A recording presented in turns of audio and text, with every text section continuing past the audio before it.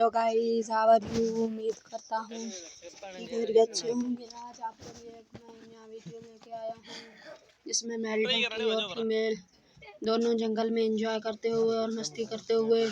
ये दोस्तों रेगिस्तानी इलाका है, एशिया का सबसे बड़ा इलाका है जिसको हम थर कहते हैं।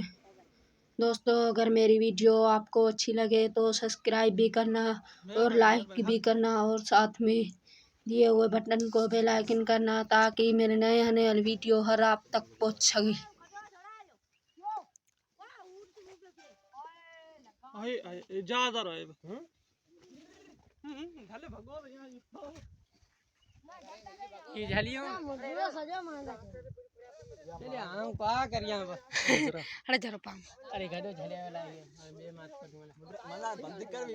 शुक्रिया गाइस, आपने हमारी पूरी वीडियो देखी और एंड तक देखी।